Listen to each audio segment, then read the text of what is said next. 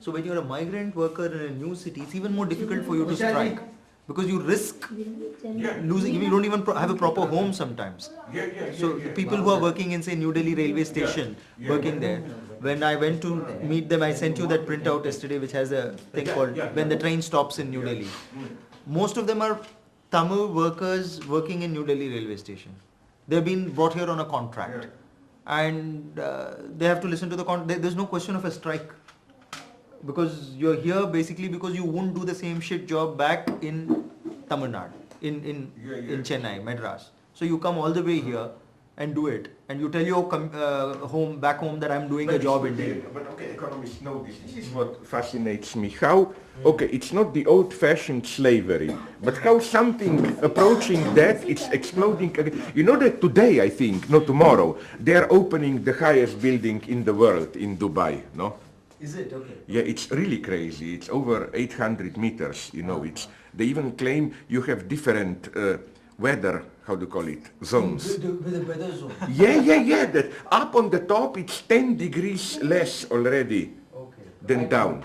But the thing is that, you know, it was basically built by half slave labor, no? And nobody reports that, no? They are invisible. And it would be good to make them visible. All this, how they're not slave in the old sense, no, like literally, but de facto, you know how they do it. They take your workers, when you know, de facto, you don't have mobility, you don't have any rights, and you are de facto a slave, although formally. They are even worse because they even can't leave.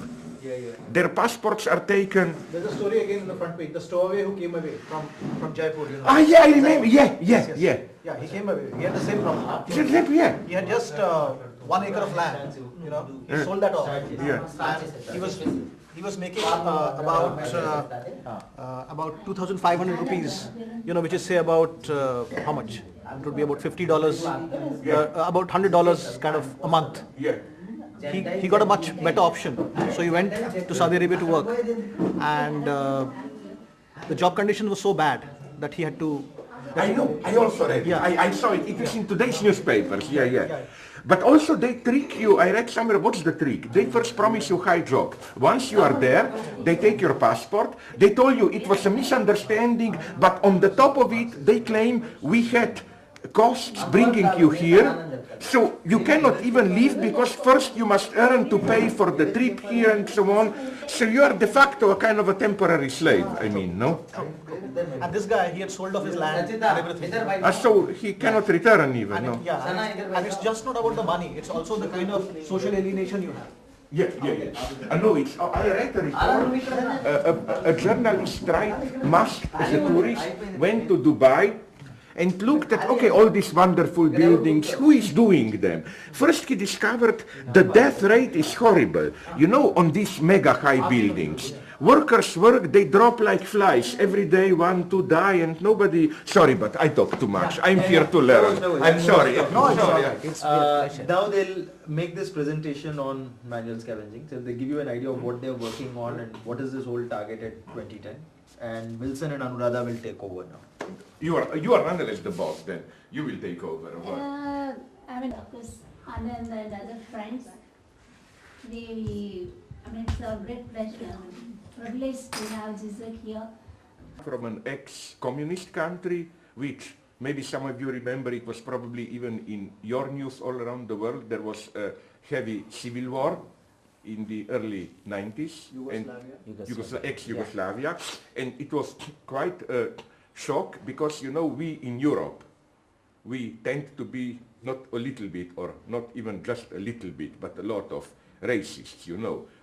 I wouldn't say we like, but we like to observe things happening in countries outside Europe and with this false sympathy, you know. You see the poverty, but it makes you feel good because you feel privileged, you know. All those poor people, and then you can play, if you are rich, the role of Bill Gates, you know, like... one of the most disgusting pictures I saw, maybe it was about a year ago, I think Bill Gates with his wife visited India. And you see him and his wife with this smile for journalists embracing an ill, small Indian child. And that's how they like to see themselves, no? So this our war was a reminder that, you know, we are nothing special. It can happen with us there. It was a war also of incredible cruelty. I'm telling the same thing to people in Middle East, no? I spoke with many journalists who told me, first they were covering Middle East, Israel, Palestine and so on, then they came to Bosnia. And they said, my God, they are civilized people there, Israel, Palestine. You know, we read a lot about terror there and so on, but they discovered, my God, Bosnia, just to give you an idea, even for, I mean, this is why when I saw the film, I know it's kitsch, but I like in Slumdog Millionaire, I like that brutal part that you see, you know, blinding people to be beggars and so on, no? I mean, that's where I felt at home. You know, Yugoslavia was so, to give you an idea, when the Serbs occupied the Bosnian village, the standard procedure was, you first rape the girls, now comes the crucial thing, and here we come to your problem, Dalit. The problem is, one of the books you sent me is that humiliation, no? Yeah. It was not so much rape as humiliating the woman, but through her to hit the pride of the entire community. Girls were, as a rule, raped in front of their fathers. The idea was the father should see it, and then you have, you know, this desperate look of the girl, father, can't you help me? And this, because the usual procedure was then they cut off the testicles of the father, he has to kill them, undescribable. This was our civilized Europe. Say, there are no longer ideologies, this is the past, we have market, neutral. No, I claim we have them, and you are for me the living proof of it. Why? For me today, of course, nobody believes in big ideologies, you know, like, I don't know, socialism or what. But ideology is for me, as I said already, that ideology is for me, and you are the victims of it, you know. These daily rules that we all follow, and this is why my first association was, my God, you know, I wrote a text which then was reproduced everywhere, analyzing Europe with regard to, thank you very much, with regard to different toilets, different structure of toilets. You know the joke, you know how it goes, that if you visit Germany, the toilets are very strangely disposed. You have a hole where the sheet disappears in the front. So the idea is when you produce sheet, it is there displayed. Germans has this old obscene ritual. After you go to sheet, you smell your sheet, you inspect it every morning to see your health. French are the opposite. The French, the hole is in the back, sheet should disappear. Anglo-Saxon toilets, usually full of water, sheet floats there.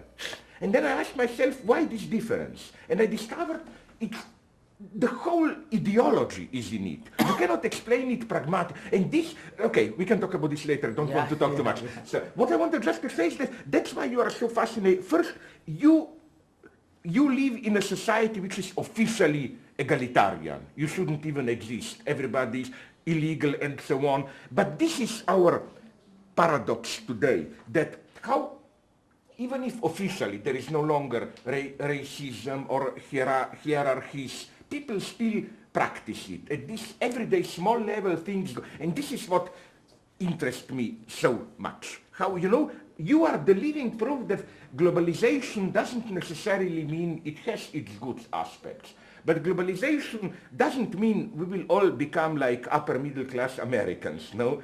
Globalization can integrate all these old ideologies, so this is what interests me so much about. That's why I'm really interested, and I can promise you I want to write something about it then, to try to publish it, no? Because you are, again, the living proof of how, even in a society which wants to be democratic, how all this ideology survives in daily practices. You are a little... I'll let Vincent to take over. Too long. I talk too much. Slavoj actually ran for the presidency of the newly formed Slovenia. And he narrowly lost, and he is the author of more than 40-50 books. And the reason why I connected with him, people think this roadshow, he's talking books and other things, but the first email I wrote to him was about toilets, was about Safai Karamcharis, was about, that's how we connected, because I read him on the German toilets, on the French toilets, and on the Anglo-Saxon toilet, and I said, what about the Indian way of doing things? We have many types. And over to Wilson now. Yeah. And my name is Bezwada Wilson. I am sorry. a national convener of this movement called Safai Karamchari Andolan. Oh, sorry. It's Okay. all right. No, I'm sorry. Okay, under control. Thank you. This is a movement of actually from the almost the people of from the community. It is a